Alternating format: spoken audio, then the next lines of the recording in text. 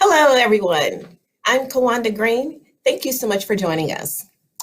It is unfortunate that less attention is now being given to equally important medical conditions like hypertension, heart disease, diabetes, liver disease, addiction, depression, and even kidney disease. Today, we have a 35-year veteran, a registered nurse at Emory University in Midtown. She's also an adjunct professor at the University of West Georgia and clinical instructor for second-year nursing students. Please join me in welcoming Ms. Rosalind Browder to the show. Hello. Hi, Ms. Browder.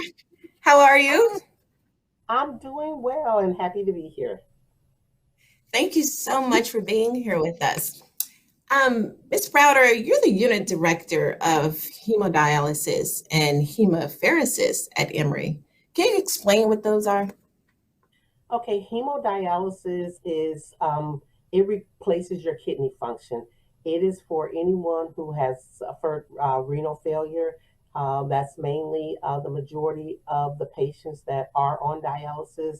95% of the patients on dialysis are African Americans, and that's what dialysis is. For hemopheresis is it's a blood exchange for we treat sickle cell patients. We have the highest rate of adult sickle cell patients where we transfuse, we remove their blood and replace it with new blood cells because of the sickling of their cells. We also treat neurological patients that have like maybe MS or myasthenia gravis. We replace their plasma. We remove their old plasma and put in new plasma. And that has really developed during the pandemic because we're doing hemopheresis on a lot of corona patients, on COVID patients that we call them. How do you do that? I've never heard of that. How do you do that? How does that The work? hemo, the hemopheresis or the dialysis? Yes, ma'am. No, the Okay, hemopheresis. the hemopheresis, it's done off of the same concept of dialysis where you need a blood access to be able to remove red for the sickle cell patients. We remove the red blood cells because the red blood cells for sickle cell are the cells that are affected and they take on the sickling shape. So we remove those cells and infuse new red blood cells to them, and that covers them for anywhere from 30 to 45 days. So these patients come in as outpatients every 30 to 45 days to get transfusions. With the plasma is the liquid part of your blood. We remove the plasma and we infuse new plasma, and that affects your immune system a lot. And a lot of times with patients that have different autoimmune diseases, the doctors have found out that by putting in new plasma, fresh plasma, it helps to combat their crisis when they go into crisis with their disease. Okay. All right. You're the director of the the dialysis Dial, center. So- yes. Right. So people get dialysis when they have kidney failure. What are the signs of kidney problems? What should people be looking for? Okay. The two major causes of renal failure is hypertension, that's high blood pressure, and diabetes, and that's like high blood sugar. When those two things, you can have hypertension and you can have diabetes. And if it's in control, a lot of these people never have to see the inside of a dialysis unit. But it's every time your blood sugar is out of control and every time your blood pressure is out of control, you are damaging blood vessels that affect the kidneys. And like I said, the majority of our patients, they are on dialysis because of high blood pressure or diabetes. There is a select group that was born maybe with a kidney defect or maybe because of a medication that they were on for a long period of time caused them to have renal failure.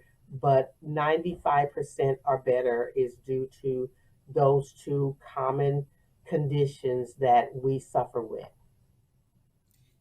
The ones that suffer because of the medication, is it because the medication wasn't filtering through their kidneys properly or enough?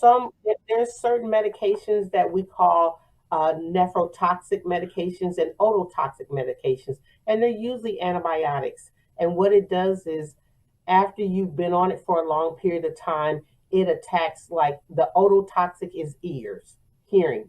So long-term use of certain antibiotics and not stopping that antibiotic and changing it up can cause a deafness. Long-term uses of certain antibiotics can affect the kidneys, and it just attacks that organ and deteriorates that organ, and people will go into renal failure. So, what can they do if they are taking medications? What can they do to protect their kidneys? And really, it's on them to find out the side effects of any, and it's mainly antibiotics.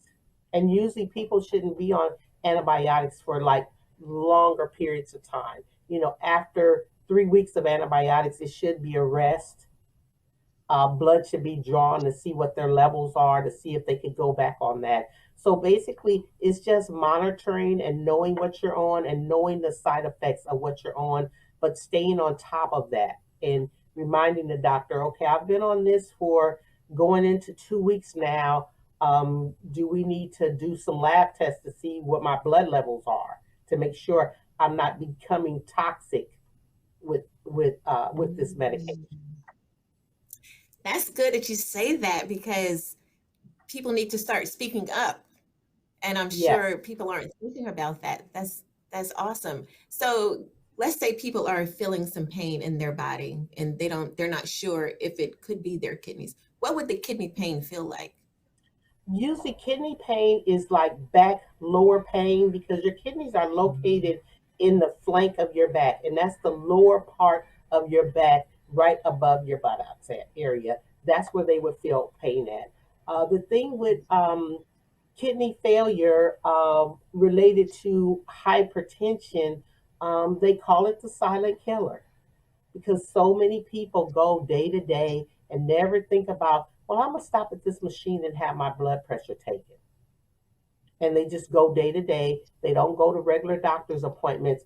By the time they go in to see the doctor, there's several stages of renal failure. You can go from 1 to 5. Once you get to 5, your kidneys have totally failed and you're going on the dialysis machine. But you can combat that in stage 1, 2, and 3 by making sure that your pressure is checked on a regular basis, even monthly, just having your blood pressure checked. If the numbers are a little out of whack, talking to your doctor about it and finding out, what can I do before I have to go on medication? Well, we could put down our salt shaker. We could eat more fresh fruits and vegetables, stay away from the fried. And I'm not saying never have that because I need a piece of fried chicken every once in a while too. It's like it's moderations. It's what you do in moderations and how you prepare your food. And our biggest culprit is that little salt shaker, just seasoning, over seasoning our food. And that's what usually gets people. And usually they don't even realize that they have high blood pressure until, like I said, it's in the latter stages because we as a people, we go day to day and we're grinding. We have a headache and we put it off to everybody was just, on your nerves that day instead of saying, why do I have a headache every morning that I wake up? I need to do something about this. First thing, if you're having constant headaches, have somebody check your blood pressure. Mhm. That's a telltale sign. If you're having a lot of headaches, especially in the mornings, that's a telltale sign. If you feel like you're stressed constantly, where you want to scream, have your blood pressure checked. And that's usually where they detect this person's under a lot of undue stress, or they're not eating properly. Let's try to work from, let's do a little meditation. Let's go walking in the park. Let's put down the salt shaker, and it can combat going to that fifth stage of renal failure. And you said they should check their blood pressure, or we all should check our blood pressure monthly, once a month, Yeah, at I least would once a check. month. If you don't have any blood pressure problems at all, and you check it and it's within a normal range, um, you and the machines will tell you the normal range to the alert ranges. Um, once a month is fine. If you see that you're a little bit elevated, I do it on a weekly basis, and I keep track of it. Just take a little notebook and just keep track of it. And when you see that it's a constant, above that 120, in the 130s or 140s, that top number, contacting your doctor right away and letting them know, I've been monitoring my blood pressure. I really think I need to come in and see, so that they could actually draw blood and see exactly what's going on with you, and not waiting until um, your stroke. Another leading causes of stroke is high blood pressure.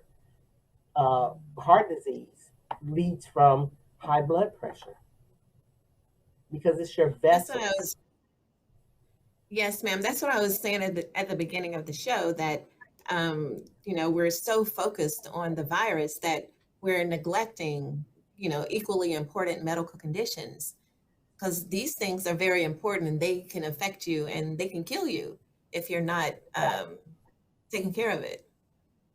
Right, and you're right. Everybody is focused on the virus. So by the time somebody that does not have the virus come into the hospital, we're seeing sicker and sicker patients, and they don't even have the virus. Because they have not tended to their self on a regular basis and now they're doing telehealth, medicine, but there's still, you could go to the pharmacy, you can go to grocery stores. They have the machines there where you could take your pressure, do a teleconference with your doctor to tell them exactly what the readings are, and they could go from there. But we have really neglected that because a lot of the offices kind of shut down. Mhm. Miss Browder, can your kidneys fix themselves? You can cover from renal failure if it's caught early enough. I am a living witness of that. Mm. I'm not saying, I'm 65 years old right now. At the age of 19, I went into renal failure, but they Wow, caught it really? early enough where I was on dialysis just a couple of times. They caught it early enough where they were able to treat me, via medication and everything, and my kidneys did turn around. Wow. What caused yours? You were very I young. Yes, I was diagnosed with lupus, and because of the Oh. medications that they had me on, it one of the Mm. side effects was renal killing your kidneys, and that's what it started to work on my kidneys, the high doses of steroids that they had me on. Okay. And but again, I was really blessed to have a doctor that was very on top of things, very personable, and stayed on top of everything. As soon as they saw my numbers starting to creep up, they did dialysis, but they pulled me off of the medication, and they were able to turn everything around. But Awesome. there's steroids will affect your blood sugar, it will affect your blood pressure, and it can lead to kidney failure with high doses of steroids. Wow. You know, Ms. Router, at the height of the pandemic, you opened a 6-bed ICU to treat the COVID dialysis patients. How did that happen? How did that happen? What happened was because of with the virus, people that have other comorbidities like hypertension, diabetes, on renal failure, they would contract the virus and they were sicker. A lot of our dialysis patients became very sick where they had to come into the hospital. Uh, my my my unit right now is it's a 16-bed unit, but again, you can't mix a patient that has a virus with a patient that doesn't have the virus. So, and we only have one isolation room. So we needed to be able to do up to anywhere from 18 to 20 patients a day, not the regular patients, but just COVID patients. So what we started off doing that was really burning the nurses out, the nurses had to literally go to the patient's room, put on full PPE, and that's gown, glove. They had head coverings, and they had the N95 mask, is very hard to breathe in after a certain period of time. And they had to sit actually in the patient's room to dialyze them because they have to monitor the machine. Well, we had a Oh, closed down ICU that they were not treating patients in, and we were able to open up that ICU and open up 6 beds and take portable machines there. Well, the ICU rooms are all in glass, so they okay. could go in, put their patients on, and come outside the room and be able to monitor the patients that way. Because again, um, with the size of our machines and the heat that it lets off, and then you're in full PPE, it's very very taxing. Where it's hard to breathe after a certain period of time, and then you're just overheating. And usually these dialysis treatments last anywhere from 3 to 4 hours. They're on the machine that long. And there has to be a nurse in there the whole time. There has to be a nurse monitoring those patients at all times because at any given time they have more than, and I'm trying to equate it to, they have more than, if you think of a 2 liter soda, think Mhm. of three of those of blood outside their body at any given time when they're on the machine because it has to come Mhm. out and go through the tubing and then go back through the filter and then go back into the patient. So basically, what dialysis is it removes the blood outside of the body, it goes through a filter, and then it goes back, and then it goes back into the patient cleanse. And it's just really, if you think about osmosis and diffusion, it pulls out the impurities because every day you drink, you go to the restroom, you drink, you go to the restroom with no Mhm. kidney function. You're not cleansing your system of any impurities that you're taking in and any bright byproducts that after you eat, what it breaks down to. That's what your kidneys are your biggest filtering system for your blood system, and we have to do that. So they have this done every other day, 3 times a week. So with that, the amount of patients that we had in, and the amount of nurses that we have, um, we ended up. I just thought of we got a vacant ICU. How can we make this work where we could get our patients done, and the nurses not be taxed to the end because we've seen a Mhm. lot of burnout in the last 13 months. How did they keep their sanity? How are they able to escape and just unplug and It's been very very difficult, and me as a unit director, like I said, I also do clinical rotations for the second year nursing students that we're trying to show them the new world. It's been very very taxing where I have to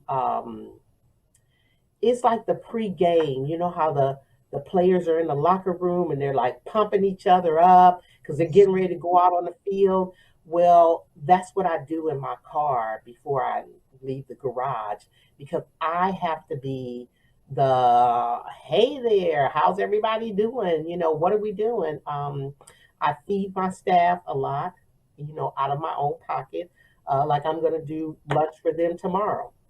So I bring in lunch usually twice a week. Well, 2 times a month. I bring in lunch. I'll do like ice cream social, just just encouraging things. I mean, they come, and I have the open door policy. If you're feeling like you're stressed, when you come in my office, it's Vegas. So whatever you say here, whatever happens here, if you need to scream, if you Stays. need to cry, that's okay. But again, it's just a leaning on each other. And then not only with the pandemic, we had a lot of nurses jump ship because of burnout Mhm. or because of you can go to an agency and make three times what you would make, on a regular job because they don't pay you any benefits or anything. So we had nurses leave to take travel positions. So that left us really short where me as a director, although I'm operations, I'm still a nurse.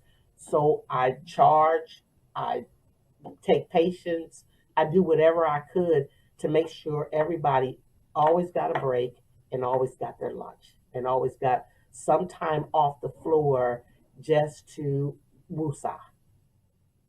Regardless, I go out and like, okay, who haven't had a woosah? Okay, you need to go. I'll take your patients. Go have a 15-minute woosah, and then you can come back. So it's just kind of like everybody just kind of holding each other up, but I need to be the main cheerleader. I need to be the captain of the cheerleading team so that, nobody will really get down and slide down that slippery slope. Um, but it's a challenge. I've lost three family members in the last year and a half, not even due to COVID, so unexpectedly.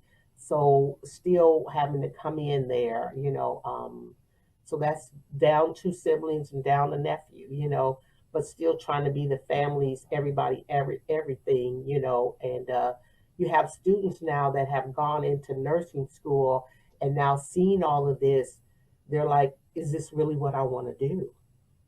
And Mhm. trying to, let them, they have to make that decision for themselves, but just trying to be supportive of, they've invested, they're in their second year, they only have a year and a half more to go. And, it's like, do I want to work like this? So again, it's taken its toll on all the way around. Mhm.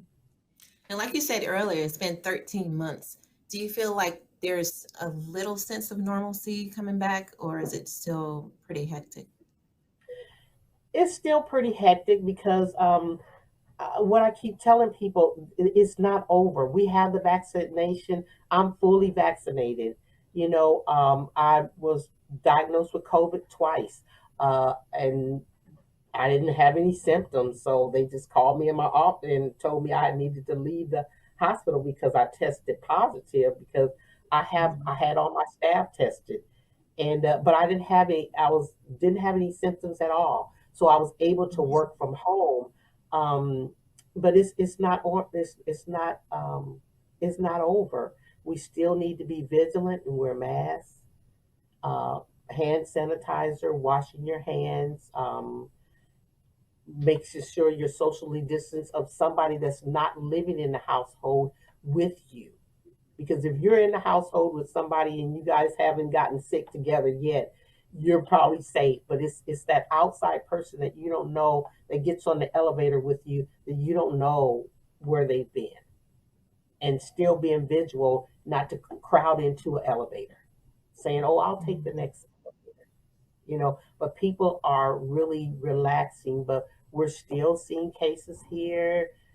Sometimes I leave out and there could be four cars lined up from funeral homes picking up bodies. Mhm. So again, we're still seeing it every day, and I don't think we'll ever see normal again. So I And guess that's we're looking at a new normal. We're in the news and everywhere we talk about, deaths and people dying of the virus, and this all we hear is this negativity. Do you would you say, or do you have patients that have survived and now thriving, after yeah. contracting the virus? Yeah, we have. I had a nurse that was very sick that was on the vent for a while. That he did, recover. He came back to work. He did end up leaving only because of he had like his fear. He became very fearful of um, having to treat COVID patients, and I couldn't Mhm. exempt him from treating COVID patients. But we came to an agreement where it was best that he maybe go to another area, and he did. So, but he's Mhm. striving. So, um, we've had a couple of doctors and a couple of practitioners that were very, very sick and was housed in this Mhm. hospital, and now they're back. They I see the difference where they're hooded, they're masked. I mean, they're like to the nines, but they have antibodies. But it's Right. still in the back of their mind that they they could possibly contract it again. But yeah, I've Mhm. seen, and that's the joy when you see them, a patient being discharged after you dialyze them in the ICU for weeks on end, and you see them that they removed them off the vent.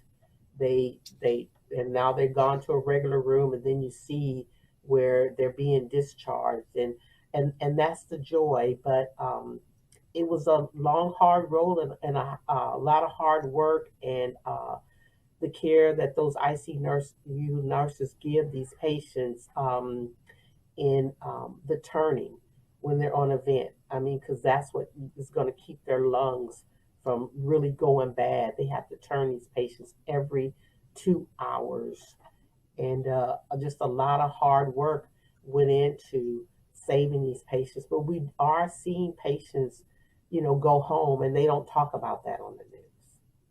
They don't No, they talk don't about talk about it. Yeah, they Right. don't talk about the patients that we see go home, that we actually say goodbye to. Right. Um, that and like I said, that's the joy. That's the Mhm. joy. So we in this storm we do see like that little rainbow that's peeking through, Mhm. and when we see patients go home to their families. Well, I want you to give us some encouraging words. But before you do that, is there anything that family and friends can do to help, their family and friends who's in the medical field can be more supportive? How can they be more supportive? Just reaching out. I mean, I am so blessed that I have it was 8 of us, now it's 5 of us. No, now it's 6 of us. Two gone. But I have just a very loving, supportive family, and they're not all here in Atlanta. I mean, I talked to my nephew for an hour and a half this morning in driving to work, and then sitting in the parking lot because he just called his TT to see how she was doing. I have another little great niece and nephew. They call me every night. They're in Houston before they go to bed, just to Oh, say, wow. how was your day? We love Mhm. you. So again, just that constant, reaching out to your family members. If you cannot get together, our family has a monthly Zoom call. It's kind of a Zoom party Mhm. where everybody just dials in and everybody's just on. And I mean, it could last for hours, and you just drop off as you want. But it's just getting to see my family that's in Philadelphia, getting to see my family that's in Texas, getting to see my family that's in Nebraska. I mean, because we're kind of spread out and we're all over. Mhm. So doing something like a Zoom call, with your family, and everybody just logging in, and you're talking about old times, and just calling that person who works in the healthcare field and say, I was thinking about you today and just wanted to know how your day went. Is there anything I could do for you? Can I stop at the store Mhm. and get you a Sprite? Just little things like that, to Mhm. know that you're thought of makes a big difference. Makes a big, big difference. That's awesome. I love where you're talking about the Zoom call because people don't think about that. You can do the Zoom. I mean, they do it for work. So that would be a great idea for family. Just to stay Oh yeah, we do. connected. Yeah, and you actually could see everybody. My Right. niece had a Right. baby a couple of months ago, so we got to see the new baby. So Mhm. again, we really had a Zoom baby shower for her. Oh, that's So it was, awesome. yeah, it was really kind of we it was really kind of cool. Everybody sent their gifts and everything, and she actually opened them up while we were on Zoom, so everybody could see what she got. So it was really, it's not the touchy feely, but just seeing, But it was just still seeing people's fun. face, it seems fun. Like your face, and it's just beautiful. Just Mhm. because again, even when I do Sunday morning service, just seeing the praise team just gives me joy. Mhm. So, what encouraging words would you like to leave us with today?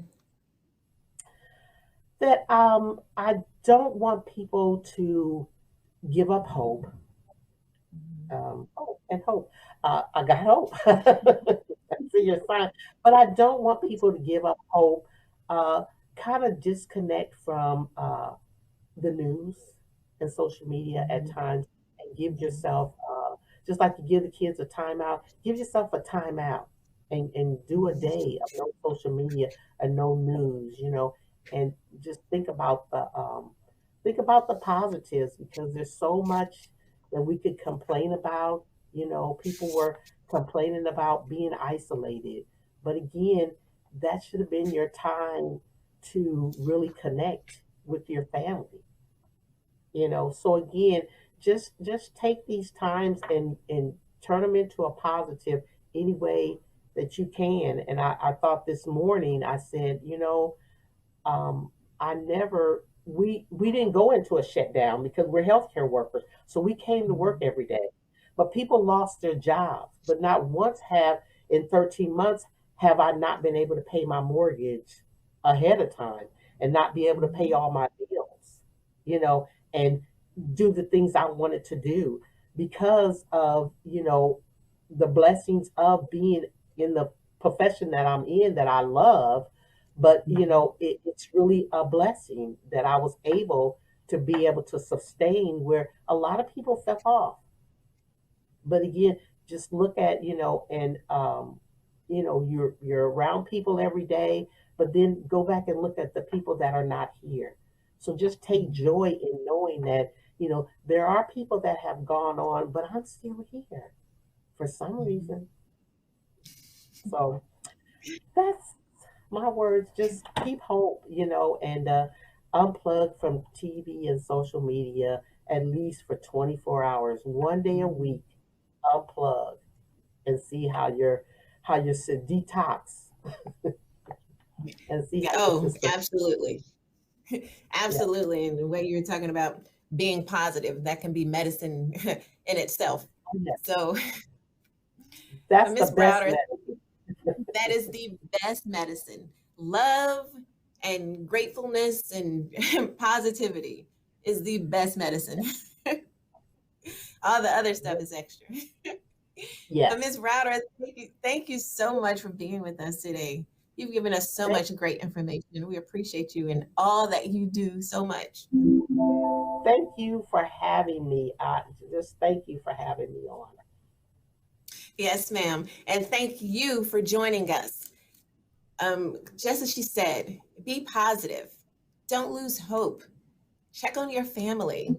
Have some Zoom calls. Stay connected, but take care of yourself.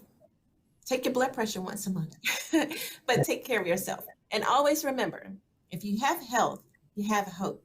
And if you have hope, you have everything. Don't lose hope. We'll see you next time. Thank you.